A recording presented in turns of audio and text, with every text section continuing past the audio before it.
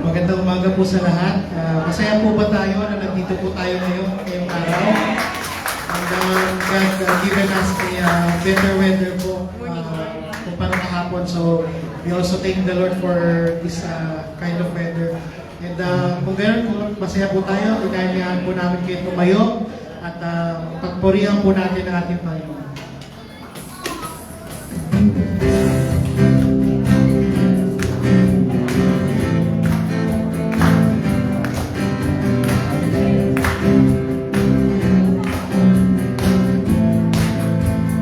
Ay, pumamutikan na ng umaga, o si Jesus inasal ang iluna.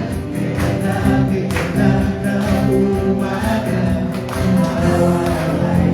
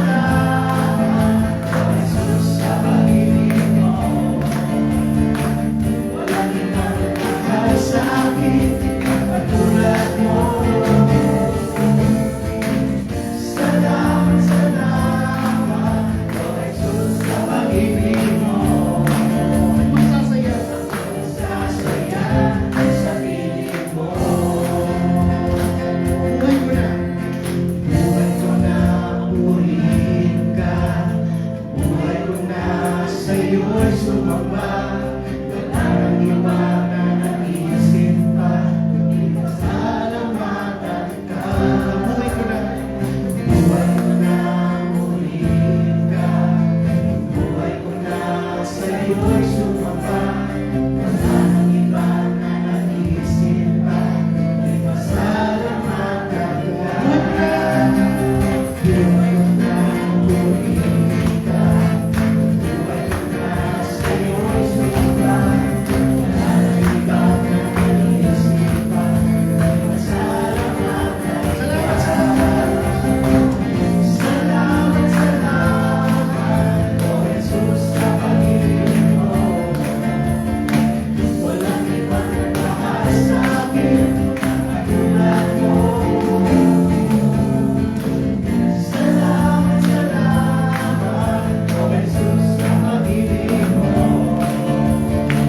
Ako'y magsasaya sa for the last time, salamat, salamat.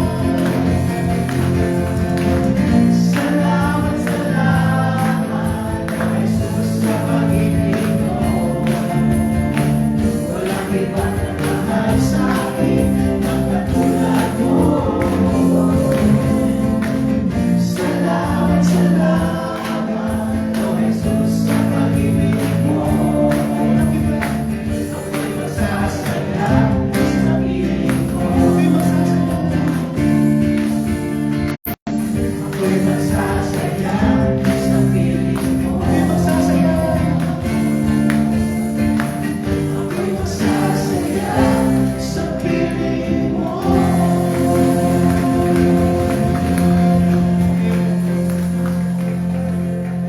Muli nga na pinapasalamat kung paano tayo bilang Kristiyano sa ating mga sari-sariling buhay ay hindi po tayo nagsasalita or nagbabahagi. So, patuloy po tayong magpuli sa Kanya. Tunay nga na ang Diyos natin ay hindi nagulang.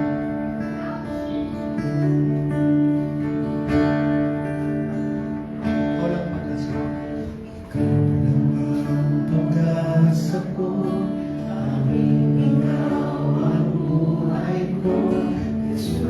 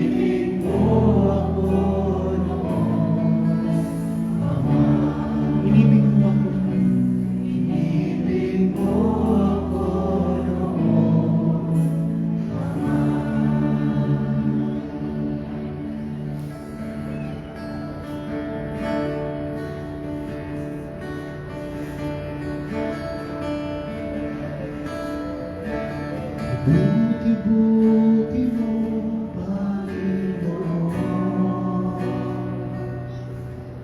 sa lahat ng oras, sa bawat araw, ika'y laging tapat kung magmahal.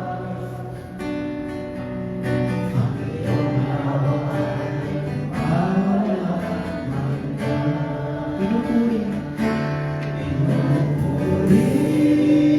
sinasamba kita, dakilang Diyos at Panginoon. Tunay na ika'y walang katulad, tunay na ika'y di magbabago, mabuting Diyos sa aking nagmamahal. Minsan ko, buti-buti mo,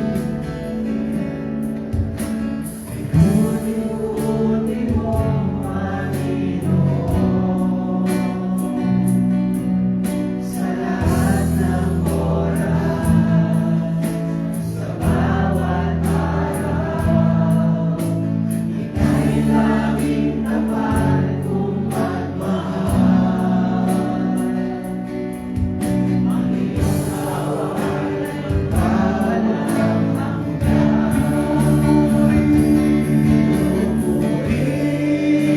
Sinasamba kita, dakilang Diyos at Panginoon.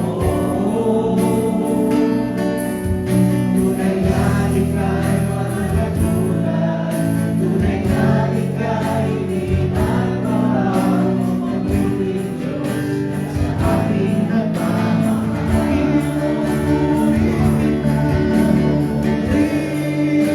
Sinasamba ka, dakilang Diyos at Panginoon.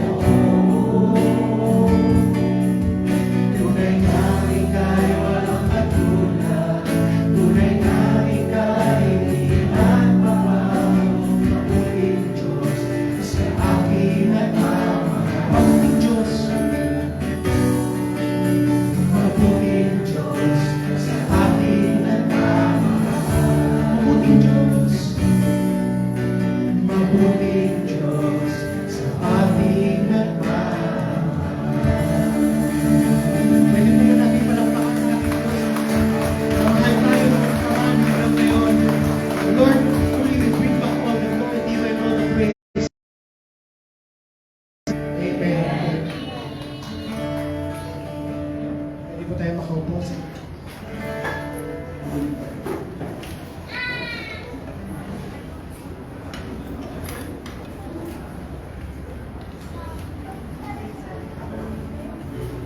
Ang kanyang pamilya, mga magulang sa aming pong pamilya, at marami po sa mga iglesia.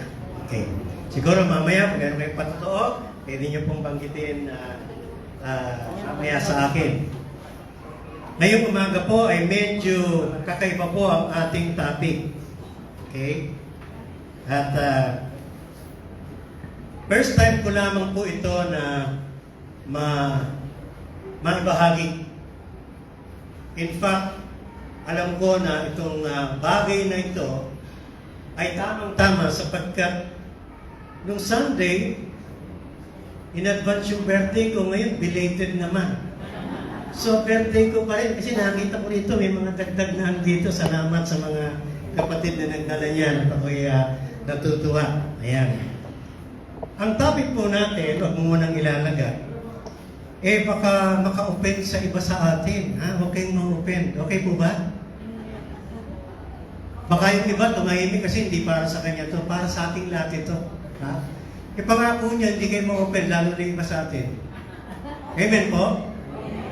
Wala natak hindi ko natutuloy ito Sapagkat nalaman ko, ako po pala ay, pag-birthday ko ay tamang-tama po sa akin itong mensahe natin. Pag nilagay ko ito, malalaman nyo kung ano to. Pero promise, hindi kayo ma-offend, ha? Okay lang po? Okay, lagay ko na. Okay. Ayan. Matatawa kayo. Okay. So, hindi ko matanggap na ako ay 65 na pala. Kasi 60 ko lang kahapon eh. In fact, nung kung ako'y lalo mag-senior, at tinatawag na lolo, parang ang hirap tanggapin, parang hindi mag-sink in. Kagabi lang nag-sink in. Ha? At sa bagay na to, no? Naalala ko pala, September 10, Grandparents Day yata, nung nagkamali. At hindi ko nabati yung mga grandparents. So, babawi ako. Kasabay po ng birthday po natin ngayon. Ano po, bagamat Wednesday po ako nag-birthday. So, ang topic po natin ay may kinalaman po sa ating pagiging senior. Mamaya, bibigyan po natin ng magandang title. Alam po ba ninyo, 3 o 4 na pinapalitan ko. Sabi ko, magandang title dito. Katandaan o kaya, ang hirap mamili. Kaya at least meron po akong napili na nakita ko sa mga sentence, sa mga pag-research ko. Kaya yun po yung ating magiging topic. Pag nakikita ko po yung picture na yan, kung magkakape ko po sa McDo, sa BK, may mga nagpupulong. Parang alam nyo na ano. Kalimitan ay itong mga senior. Matanong nga, sino po dito yung mga senior na? Sorry again. Pwede ba kayong tumayo? Kasi papatapakan namin kayo. Ha? Tumayo, kaya niyo pa tumayo? Ayan. Okay, so 1, 2, 3, 4, 5, 6, 7, 8, 9, 10, 11, 12, 13, 14, 15. Salamat to. Okay. Yung iba, hindi pa matanggap. Yung kanila, magiging senior citizen. Okay. Actually po, nung una, parang ayoko. Pero ngayon, nung nako po ay naging senior, tuwang-tuwa ako. Kasi po, ang daming pribilehiyo. Lalo pag kumakain ka, di ba? Minsan, pati mga anak mo, nakakakuha ng pribilehiyo eh. Bakit? Sapagkat yung ating pong senior citizen card ay ino-honor dito at 30%. Alam ko po sa US wala niyan eh. Kaya nagpapasalamat po tayo sa ating gobyerno na ang laki ng honor. Pangalawa, sa mga pila at sa mga ay nauuna po tayo. Naalala ko po kahit sa airport, naku, napakaganda. Ang haba ng pila, nung kami misis, 2 lang tayo. Naalala mo yun? At kami lamang po at tuwa-tuwa. At wala nang maraming tanong. Pag meron tinatanong, sabi ko, ano po yun? Ano po yun? Kaya ganyan ano. Isang bagay lang na minsan mahirap sa atin po pagka-senior. Sabi nila ay nagiging malilimutin ka na. Totoo po ba yun? Sabi ni Ate Tina, yes. Oo. Actually, mamaya tingnan natin yan. Ako agree. This week lang, hawak ko po yung wallet ko, natin yung lisensya ko. Nagpunta kami ng Ayala Mall. Pagpunta ko ron, wala. Hawak ko na. Sabi ko, nasaan? Ay, alam ko na. Buti naalala ko pa nga. Naiwan ko doon sa table. Hindi ko na ma-drive yung sasakyan. Naglakad ka, namasahe ka, gano'n. Ang hirap pa lang maging nalilimutin. Meron po ako na basa na nasa nursing home sila. Magkaibigan na silang matagal. At nagkasabay sila na matira doon sa nursing home. Ngayon, naglalaro sila tuwing hapon. By the way, nakakita po ako niyan sa US, ng mga nursing home. Ang ganda ng lugar nila. Nakakaingit. Parang ang sarap eh. Pero nakita ko po yung iba doon, bugnot pa. Ganda naman ng kinakain, namamasyal pa, bugnot pa. Ngayon, itong dalawang kaibigan na to, naglalaro sila. Usually, nilalaro nila yung mga cards. Sa tagal na nila doon, sabi ng isa, alam mo, kaibigan, huwag ka magagalit sa akin, ha? Sabi niya, bakit? Kasi may gusto akong itanong sa'yo. Pero, saan ako magaling? Tapos sabi ng kaibigan, okay. Ano tatanong mo? Ano nga pangalan mo? Ngayon, napanganga yung kaibigan niya, hindi makasagot. Tapos mamaya-maya, sumagot, sino ka? Naalala ko po minsan pinakita akong YouTube kay Dolphy at kay Eddie Garcia. Alam niyo na yun? Sino nakapanood na sa YouTube? Ang ganda kaya, hindi niya kita. Kasi dalawa silang malilimutin, yun ang drama nila. Nagbabasa si Eddie Garcia ng dyaryo. Si Dolphy naman maghahanda ng merienda. Sabi niya, ano ihanda ko sa iyo? Sabi niya, ihanda ko sa akin ay toasted bread at saka with mayonnaise and tomatoes. Ganun pa siya. Isulat mo, baka malimutan mo.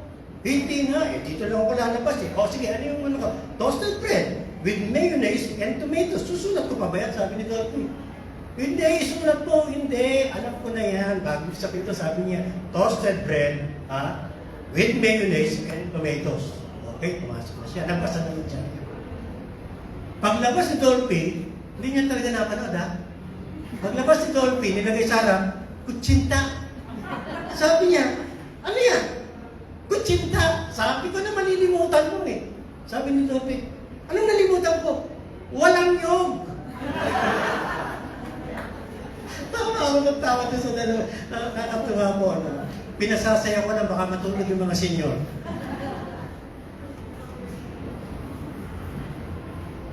Paano po masasabi natin kapag tayo po ay medyo malilimutin na? Mga kapatid.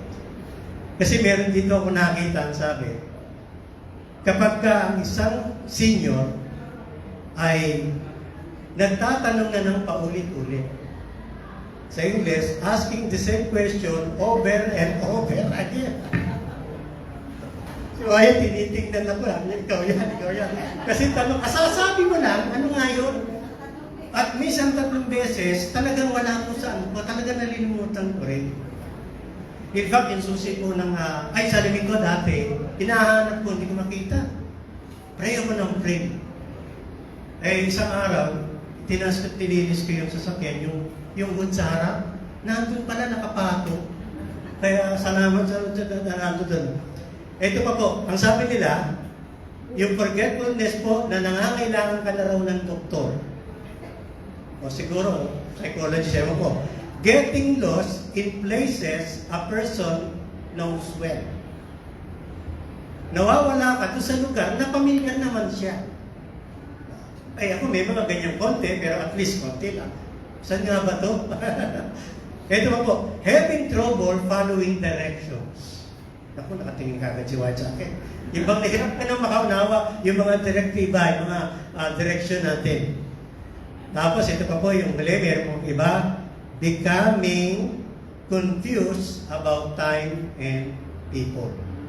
Hindi na natin matandaan yung mga pangalan po natin. Kaya may exist tayo. Ano nga pang pangalan mo? Yan po yung ating exist natin. Sana ay hindi po laging ganyan. At nakatingin din po ako ng mga quotes. Sabi nung anak sa kanyang tatay, I asked my 91 years old father, Dad, what were your good old days? And then his thoughtful reply said, when I wasn't good and I wasn't old. Yung pala yung kanyang naalala. Tapos may sinabi pa po, ito sa US, sabi niya, be kind to your children. Because when you get older, they are the ones who are going to choose your nursing home. Actually, mahal po yan. Tiyatin, ewan ko kung meron ganyan. Nalaman ko po sa US, napakamahal na nursing home. Natutuwa ko sapagkat yung pong aking magunugang at dati nakasama ko, nagbabible study sila sa nursing home. 2 nursing home doon sa New Mexico na silang sinishare. Tapos siguro ito pa, 2. Life is short, smile while you still have teeth. Totoo yan. Yung kuya ko, kabubulot lang ng ngipin. All people are just young people who have been alive for a very, very long time. Yan, ganda yun. Yung may edad daw, sabi niya, ay para lang young people na nabubuhay na matagal. Ito ang gusto ko. Gusto niya yan? Gusto nating maging masaya. Kasi karaniwan, minsan, ang mga may edad, bugnutin na. Siguro naiirita siya sa kanyang nararamdaman at sa iba, meron namang hindi. Pero siguro maganda na i-challenge natin ang ating mga sarili tungkol po dito. So, ang topic po natin, aging gracefully. Ewan ko paano tatagalog yan. Magkakaroon ng edad na gracefully, na maganda. Okay? We should never be afraid of what?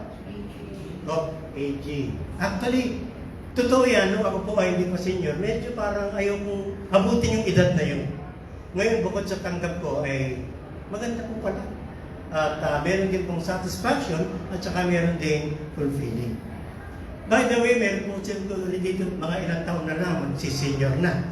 Yung iba naman, baka mamaya lang, senior na. No? Meron ganun eh, no? At pagkatapos yung iba, 1 minuto na lang. No? At magkakaroon na kayong tinatawag na bagong citizenship. Si Kuya, naalala ko nung ako'y naging senior, sabi niya, welcome to the club. Nung nagbayad po ako, at pagkatapos binigay ko yung ID, nakita yung ID ko. Sabi niya, ano na po, yung burang, nabubura na. Sabi niya, Sir, ganda ng ID niyo, gamit na gamit. Kasi gamit. Anyway, dumako po tayo. Still alive for a reason. Naniniwala po ako, nandito tayo, at lalo na yung iba sa atin, na merong may edad sa atin. May kalooban ng Panginoon sa atin. May layunin siya kung bakit tayo po ay nandito. Ang sabi nga, when you only get old, when you cease building up others in Christ, yun pala yun. And turn to watching television all day. This is the sad truth for some elderly believers, sabi niya. When they have lost their sin for Christ and choose to live out their days in front of the television, life will never stop being all about Christ. Always remember that you're still alive for a reason. Meron po akong nakita niyan. Minsan may mga nagkakaganyan. Pag nagkakaedad sila, parang na-isolate sila. At minsan yung buhay nila, nanonood na lang sila ng TV. O kaya wala na silang focus. Tayo po bilang mga anak ng Diyos, meron pa po tayong reason kung bakit tayo po ay nandyan. When living by the Word of God, old age brings wisdom that is able to help others in need. All Christian men and women have duty to help the younger generation because they have been through many hardships. Actually, yun po yung maganda. Pinalagyan ko kahit doon po ako nagtatrabaho, naalala niyo sa palengke, lagi ko pong kasama doon yung grandpa ko. Hindi ko siya tunay na grandpa, pero siya yung may-ari, every time nagkukwentuhan kami. At sasabihin ko sa inyo na ang naging pundasyon ko ay galing sa kanya. Marami siyang mga practical ways at maging sa aking spiritual na buhay ay natutunan. Kasi nung time ko yan, ako ay 14 years old, hanggang nag-stay sa kanya ng 15, 16, 17, tapos bumalik pa ako mga 21 years old ako, at napakarami ko pong natutunan. Isang bagay po doon, actually, hindi ako makaharap sa tao at sa maraming tao. May mga times po, dahil nagtitinda kami sa palengke, nalalamig po ako kapag kausap ko yung mga tao. Lalo na pagka mga babae. Yun po, ako'y nalalamig. May time nga po nagtitinda, alam niya, nanginginig ako kasi first time ko makaharap ng mga ganyan, mga magagandang mga babae. Hinawakan pa niya yung kamay ko, nalalamig. Sa harap ng tao, yan, hiya ko.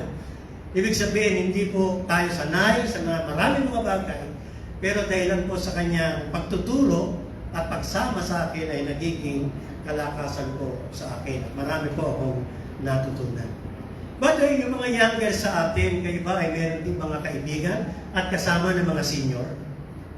At kailan lang kami at ako ay napayuhan at nakarinig mula doon sa mga may edad sa akin kung paano lalong kumilos at mamuhay para sa ating Panginoon. Yun po ay malaking biyaya sa atin. Ano po sinasabi ng Banal na Kasulatan tungkol po sa ating edad? Gray hair. Ako po, walang gray hair kasi tinakpang ko. At kinukulayan ni Mrs. Bisan ako ay naga. Pero yung po ay puti na. Pag hindi ako nagkulay, talagang yan ay kulay. Sabi ko, gray hair is a crown of glory. It is obtained by following righteous path. Yun ang sabi po ni Solomon. The glory of the young is their strength. The gray of hair experience is the splendor of the old. Yung po palang atin sa Banal na Kasulatan, pagkaputi ng buhok ay dapat naglalarawan ng karunungan, ng ating kaluwalhatian. Ibig sabihin, pag tinignan tayo, ay nagkaedad tayo na tayo po ay tinitingala at nilirespeto sapagkat tayo po ay merong pinagtatandaan. Tama na. Totoo po ba na merong tumatandang, ano sabi niyo? Pauro. Yan ako ba tumatandang pauro? Ha? Hindi ba?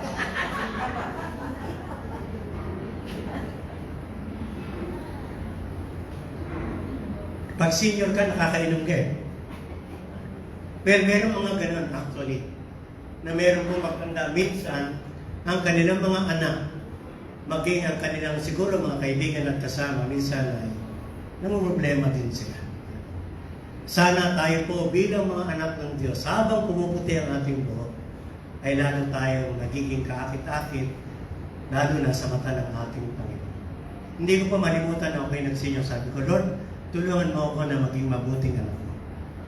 At ang mga bagay na hindi kaaya-aya sa iyo ay dapat ay maiwasan. May talata po po rin ganito. The righteous will flourish like a palm tree.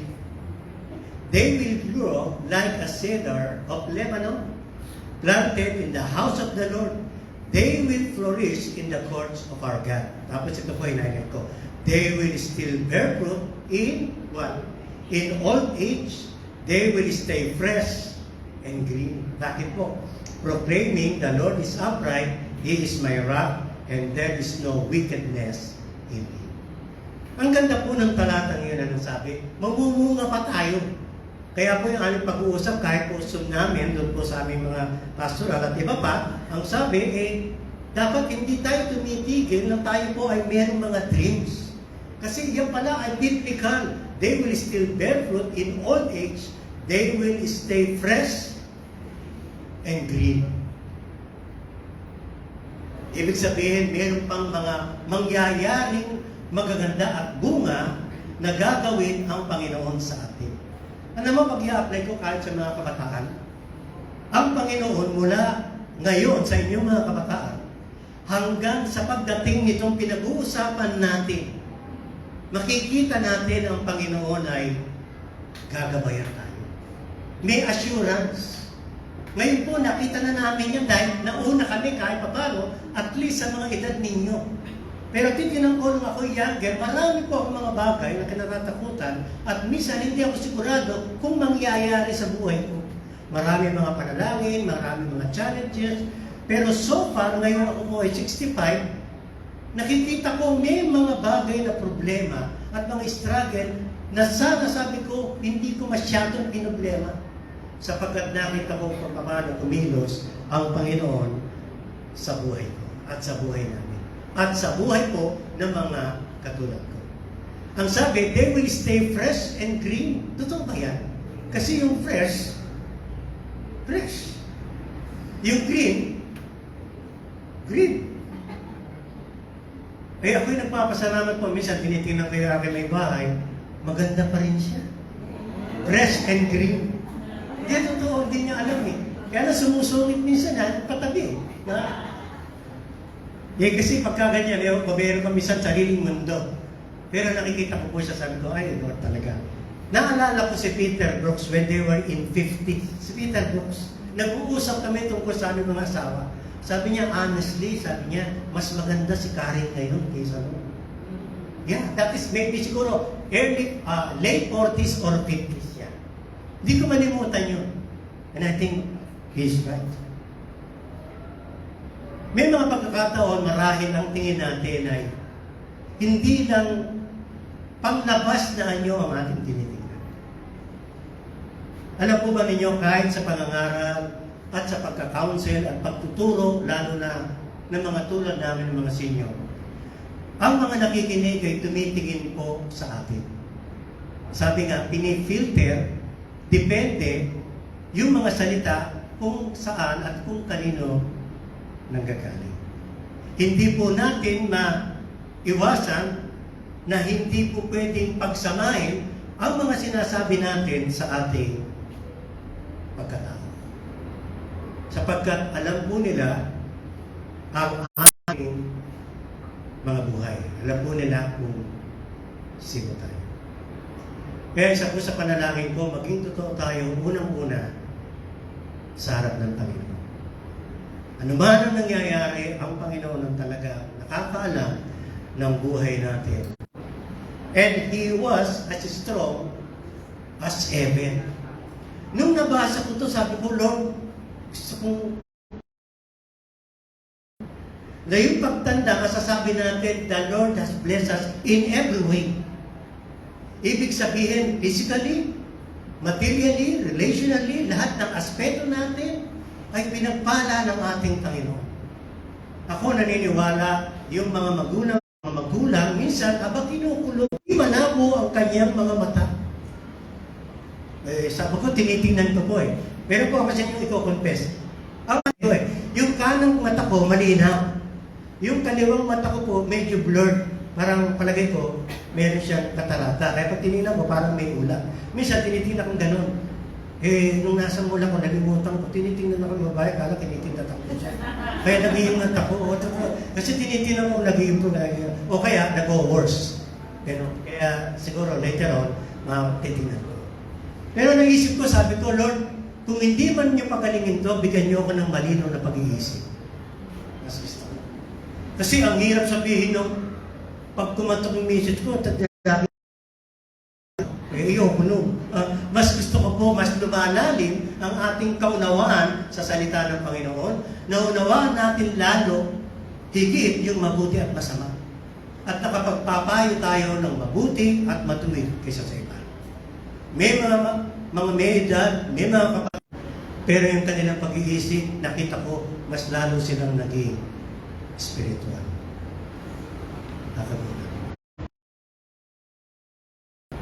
Si Moses po at si Aaron, ang sabi po, did just as the Lord had commanded them. Moses was, ilang taon na po siya? 80 years old. Matanda pala si Aaron. And Aaron was 83 when they made their demands to Pharaoh. Na kung meron tayong edad, wala na tayong responsibilidad. In fact, tinignan ko po sa aking sarili, sabi ko, anong bagay pa yung pwede kong gawin o bagay na dapat na nakikita kong nandyan pa. Alam siya pagkain sa akin. Kasi nagpapabili po yun eh. Diba? Yung mga kinakain niya, hindi ko mabili. Mga mahal yun eh. Galing namin yung mga binata ka. Tapos tinanong ko po siya, sabi niya, Nay, Ma, kumusta po kayo? Ay, mabuti. Kayo ay apo sa tuhod, siguro meron pang lampas. Sabi ko, paano po yan? Alam niya na may mga apo siya na minsan wala pa sa bahay. At galing sa trabaho, pinapanalangin. At totoo po yun. Nagkaroon ng anak. Ilan taon ba siya, no? Si Abraham ay 100 years old. Ibig sabihin, ginamit pa rin siya ng ating Panginoon. Kahit noong una, hindi siya naniniwala sapagkat may edad na ako. Kaya nga, di ba, pinangalan sa anak niya, laughter. Kasi tumawa siya. At ito, ginamit ito dun po sa mga kalagayan ng mga elders. Kasi po sa panahon nila, mga elders ay talagang mayroong spiritual maturity. Sa Old Testament, ang kinikilala ng elders, minsan may kinalaman sa gray hair. Pero ito po ay puno-puno ng respeto at paghanga ng mga tao. Kaya yung qualification po ay ganito.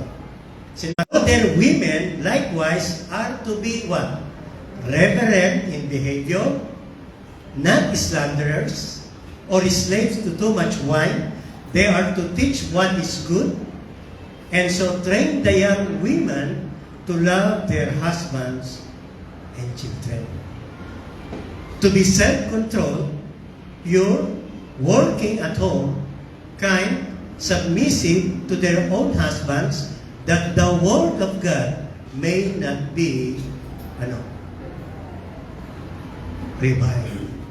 So yung qualification na yun ay dapat nakikita sa ating lahat, lalo na po sa atin ng mga elderly. Amen po? Qualification po yan at dapat makita sa atin. Malapit na po tayo matapos at dalawa na lamang po ito. Quotation po ni C.S. Lewis. Ang sabi niya, you are never too old to set a new goal or dream. A new dream. Tapos sabi pa ni Franklin Roosevelt, those who love deeply never grow old. They may die young of old age, but they die young. Ewan ko kung may gumawa niya. Yung mga nagtumayo kanina dito, may dreams pa po kayo? Ano ang dream niyo? Sabi ni Dan, meron siya. Palagay ko, baka alam ko yan. Ano? Pero, challenge ko po yung sarili ko. Start a new hobby or activity. Sign up for volunteer opportunities. Spend time with people. Practice gratitude. Lalo na ngayon ay tayo po nasa church at meron tayong bagong panghana at kahit paano energetic tayo. Maganda magpasimula po tayo na lalo na sa ating pagpunta dito sa church. Ano po? Meron ba kayong hobby mga kapatid? Yung tinatanong ko, yung mga senior. Meron? Okay. Anong hobby mo kapatid? Bowling? Ay, maganda yan. Bowling, no? Actually, maganda po. Dati nagbo-bowling kami. O, punta muna tayo sa bowling. O, dyan meron. O, tama. Nung kami, magkakasama, nag-bowling kami. Anong tawag doon sa malaking bowling na doon? 10 pins. Ngayon, nung tumatagal, lumit yung bola. Anong tawag doon? 10 pins. Kaya nalipat kami. Meron dito, pagkatapos nandun. Pero ang ganda mag-fellowship pala. Parang nagiging realistic din at realidad yung magkakasamang mga anak ng Diyos. Actually, it's not just a hobby. Pag magkakasama yung mga anak ng Diyos, nagpapalakasan, nagiging magkakaibigan sila. Kaya magandang mag-bowling. Sino po dito gusto mag-bowling? Ayan, tama. Naalala ko, may nabasa ako, senior. Nung bata-bata sila, ang gusto nilang laro, football. Pagkatapos, nung mas bata pa sila, una pala, basketball. Tapos, naging 40 sila, football. Nung 50s na, pilota na. Bandang muli, nung siya senior, golf na. Napunan niyo ba? Lumiliit yung bola. At ganun din. Actually, I challenged myself. Sabi ko, of course, nagbabasa po tayo, whatever. Pero challenge ko po mag-aral ng isang, ang tawag dito, ang hirap niya. Isang lingwahe. Yung lingwahe ng Koreano. Yung Korean. Nakakabasa po ako niyan eh. Yung kanilang Hangul. Mabilis po, kaya ko basahin. Isa na problema ko. Hindi ko naintindihan. Pero challenge, ha? At gusto ko yung challenge, gusto ko iba pang mga lingwahe. Gusto ko. Unti-unti lang, naintindihan ko. Pero maganda kasi nadidevelop po yung mind natin. Nakikita ko sa message ko, may time, minsan, kapag wala siyang ginagawa, pagkatapos na iba niyang gawain, tinitingnan ko po yung kanyang ano. Kasi nagsosolve siya lagi.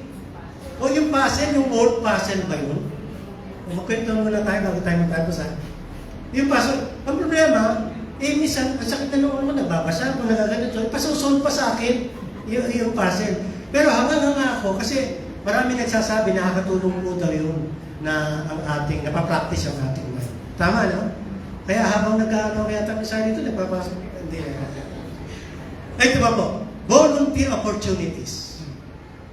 Hindi ko po malimutan, meron po akong dinalaw sa ospital, na kapatid, matagal na po ito. Yung pong landlady ko, nakita ko, 4 sila, Christian culto.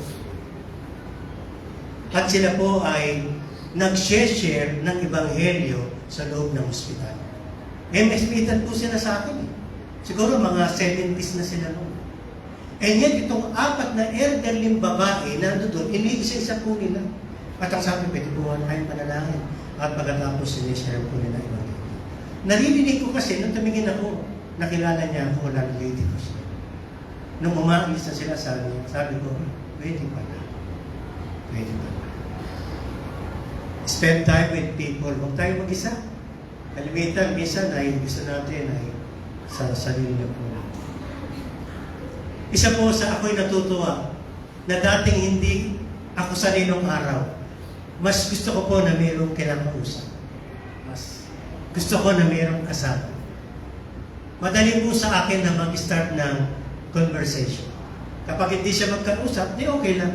Pero mas madali po sa akin na makapag-open ng conversation at makilala. At yan po ay isang bagay na dapat ginagawa natin bilang mga anak ng Diyos. Kasi pagkakataon po yun na maibahagi natin ang Panginoon kung sino siya sa atin. Mahalaga din po ito, practice gratitude. Mapagpasalamat tayo. Amen po?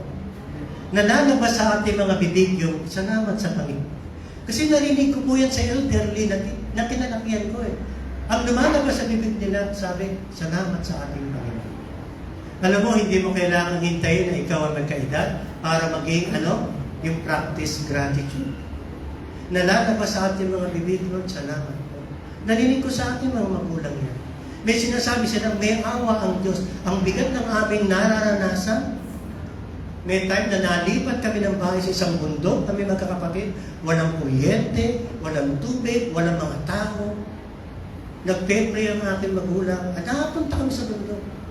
At nung gabing yun, tinatayo ko yung parang bahay na kahoy na parang kahit ano lang. At nung gabi, kuliglig ko yung narinig namin at ang dilim. At medyo kami masyag, natatakot kami, parang isolate sa mundo. Pero sabi ng mga magulang ko, sabi niya, may awa ang Panginoon. Matapos ang ilang taon nakita namin, ang ganda rin pala ng lugar na yun. Alam mo ang number 1 na maganda ron? Hindi binabaha. At pagkatapos, maganda pala yung lokasyon. Samantalang nung una, ang hirap ng buhay na, walang lahat. Nahiya nga kami kasi dinalaw kami ng misyonero at saka mga kaibigan namin. Wala pa kaming CR noon. Kaya sabi ng bisita namin, kami mga bata pa naman tayo. Saan pwede mag-CR? Saan CR? Ay, pasensya ka na, sabi nanay ko, ginagawa pa. Kasi may hukay dun eh. Totoo naman, nandun eh. May nahulog nga dun eh. Pero tinutot sabi niya, saan kayo nag-CR? Kaya sagot namin, there. Kasi puntak yan eh. Pero yung lugar na yun, dumating ang mga panahon, nagkaroon kami ng experience na lumago kami magkakapatid sa pananampalataya at relasyon namin doon. Alam niyo kung bakit? Naging pundasyon po yun para sa akin na inaalala namin yung pangyayari namin na nakatira kami nung araw na nandoon na isolate. Kaya hindi po natin pwedeng kawawain ang sarili natin, ano man ang kalagayan natin. Sapagkat yung time na yan, wala pang maraming tao. Ngayon, sobrang tao na. Mas maraming tao kaysa karsada. Ano po? Pero noon, walang tao. At nakakapaglakad kami, at nakakapaglaro, at nakakapag-share kami. At sa gabi, kumakanta kami at nakikinig ng DCAS. Siyempre, kasama na yung drama. Yung drama, at saka yun, Kuya Cesar. Hindi ka alam. Pero may oras na kung saan nakakapakinig ka ng mga kanta, napaka-tahimik. Ngayon po, mahirap na yan na maranasan.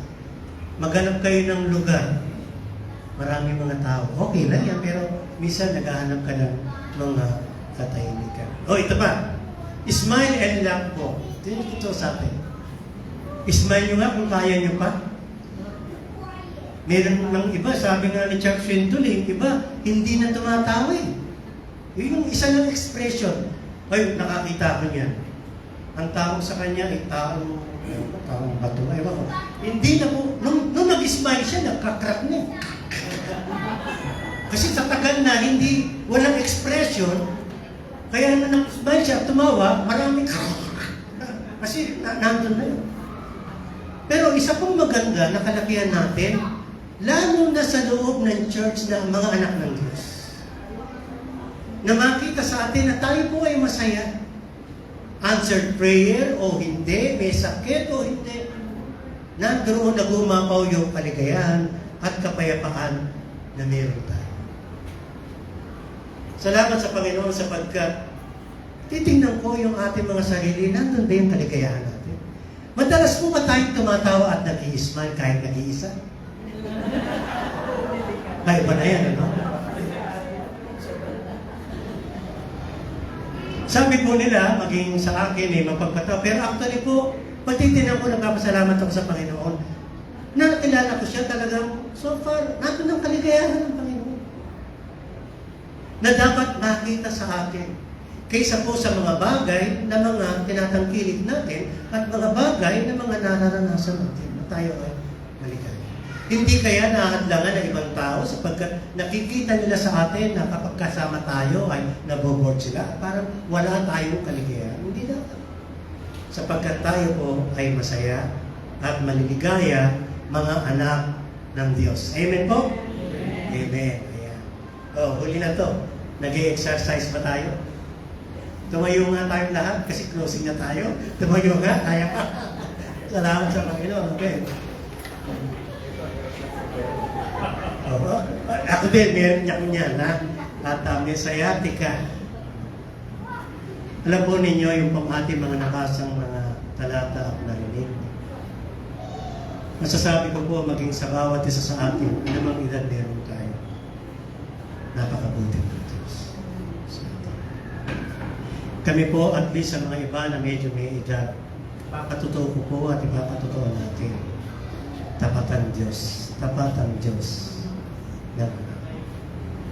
At yung mga younger na kasama natin dito na mga nakakilala sa ating Panginoon at gustong ipagkaloob nila ang kanilang sarili, I tell you, kung meron man na pagbibigyan mo ng buhay at pagtitiwala at kikilalanin, walang iba kung hindi ang Diyos at ang ating Panginoon. Sapagkat wala pa akong narinig na umilala sa ating Panginoon at nagbigay ng buhay na nakita ko at nagtapat sa ating Panginoon na naging malungkot at miserable ang kanyang buhay. In fact, napakayaman ang kanyang buhay at sinasabi niya, purihin ang Panginoon. Napakabuti. Tayo po ay manalangin. Panginoon, salamat po sa mga ganito. Salamat sa marami niyong pangako sa amin. Salamat po sa mga kasagutan sa aming mga dalangin. Salamat po sa mga pagsunod. Huwag niyong hayaan na kami po ay manghina at lumayo sa inyo. Pagkos habang tumatagal, ay nagiging matapat kami na inyong mga anak. Lord, tinatanggap po namin na kami ay inyong pang gagamitin at kami ay hindi magsasawang maglingkod sa inyo. Bigyan niyo po kami ng bagong espiritu na kami ay mga ngarap at titingin sa inyo sapagkat marami kayong gagawin mabubuting bagay at bagong bagay sa buhay namin. Lord, pagpalaan niyo po ang inyong mga anak, maging sila disenyo, lalo na po yung mga younger namin, mga kabataan at mga kapatid namin. Ingatan niyo po ang buhay nila. Ingatan niyo rin ang buhay namin na kami po ay maging mabuting ehemplo ng katwiran, ng kabanalan at ng pagiging anak ninyo. Lahat po ng kalwalatian at papuri ay sa inyong dakilang pangalan. Sa pangalan ng aming Panginoon Jesus, ang lahat ay magsabi na. Amen. Salamat. We may be seated at kung ating pagkakaloob at ikalong sino po ay kapatid na.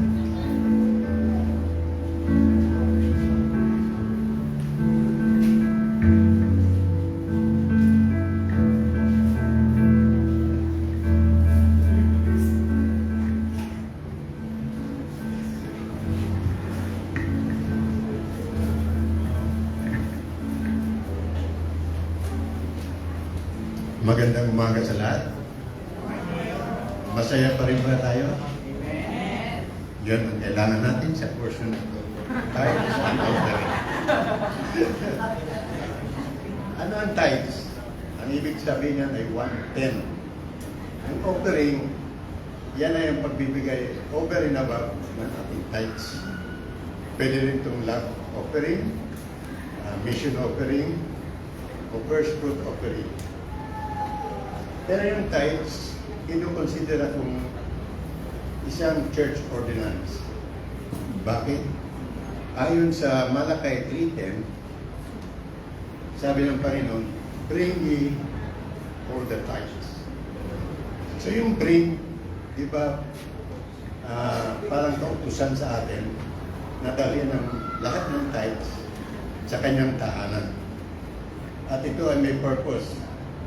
At meron ding pagpapala sa mga nagbibigay.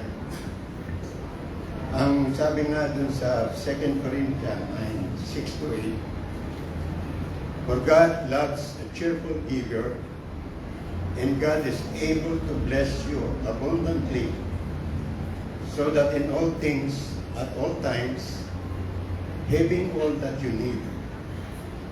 So yun ang returnable investment. Kaya consider ko ang tithes as investment na may eternal value, na may return of investment. Ngayon sa Hebrew 4:12,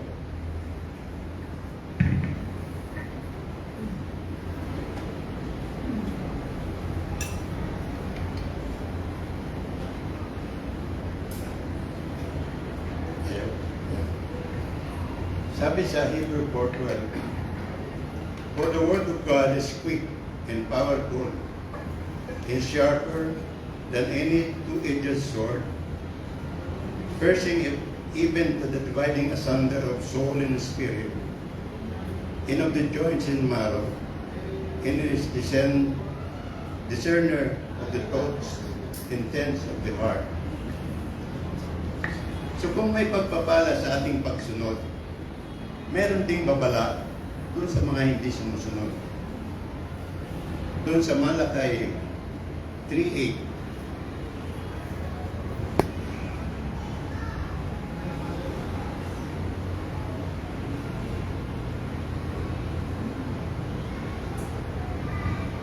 sabi ng tao, will a man love God? Sabi ng Panginoon, yet ye have loved me. But ye say, wherein have we loved thee? In tithes and offerings. So kung lilimihin natin ang salitang ito ng Panginoon, medyo masakit. Pero dahil ito ay nakapatungkol sa mga taong hindi na sumusunod sa kanyang kautusan, meron din magpagpapala. So ganun ang kautusan. Meron pagpapala, meron babala. So kung sadyang mahal natin ang Panginoon, ang spelling po ng pagmamahal o love ng God ay O-B-E-Y. Obey. Without obedience, hindi natin masasabing mahal ng ating Panginoon. So kung mahal natin ang Panginoon, obey. It's pay tithes. Maraming salamat.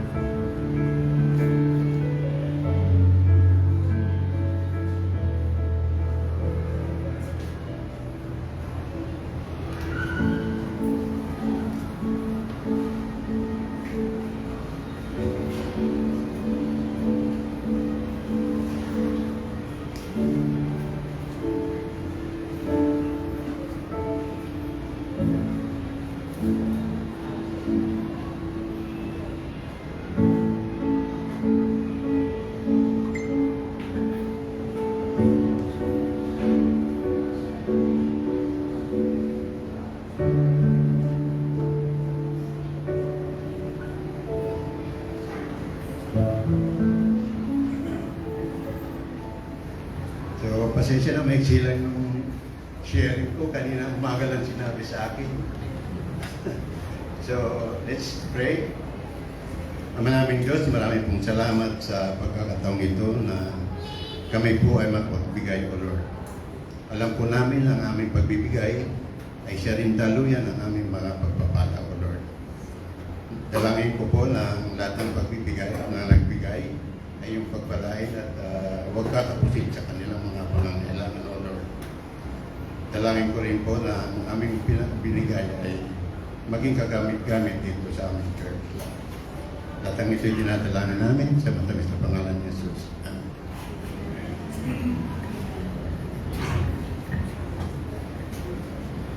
Pagpalain po ng Panginoon ang ating mga kaloob at hindi na siguro tayo kakanta. Ha?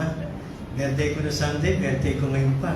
At may nakita po ako dito pagsasalo-saloan natin. Masaya po ba kayo mga kapatid? Tayo lahat, okay? At ako'y natutuwa at nagpapasalamat din sa ating mga kapatid at sa mga bagong kapatid natin na mga nandito at mga kasama natin. At ako'y natutuwa po, laging nandito po ang kapatid na Lucky, kapatid na Perch, at saka iba po kong nandito. Nagpupuri tayo sa ating Panginoon. Panapak po natin ang kapatid ng Panginoon sa atin. Bago po sa ating pagwakas na awit, meron po tayong pagwakas na panalangin ay total nandito, birthday ko pa rin pala ngayon, tawagin ko ang kapatid na Dylan. Para ipag-pray ko maging yung ating pagkain. Sorry. At saka po dun sa ating church. At tutuwa ako na nandito siya. So, Dylan, pwede ba tayong makipag-close prayer at para ko na. Manalangin po tayo mga kapatid. Our Heavenly Father, kami po ay nagpapasalamat dahil binigyan niyo po kami ng kabusugan ngayong umaga mula sa inyong salita. Salamat po sa pagpapalang ito dahil nakikita po namin na bagamat anumang edad kami, meron po kami pagkakataon na maglingkod sa inyo. Nawa o Diyos sa aming pang-araw-araw na buhay, kayo po ay mailuwalhati namin sa lahat po ng aming gagawin at sinasabi. Makita nawa ng mundo na kami ay inyong mga anak at kami po ay mga disipulo ng aming Panginoong Hesus dahil po sa aming pagmamahalan sa isa't isa. Nawa aming Diyos, magkaroon po kami ng enerhiya sa pang-araw-araw naming pamumuhay upang magkaroon po kami ng kasigasigan sa gawain po ninyo. Nawa Ama, sa aming pagsusuruhan din ngayong umagang ito, kayo po magbasbas din ito at magbigay ito nawa ng kalakasan sa aming pisikal na pangangatawan. Ito po ang aming pinapasalamatan. Kayo po ang aming dinadakila at pinupuri sa pangalan ng aming Panginoong Hesus. Amen. Amen.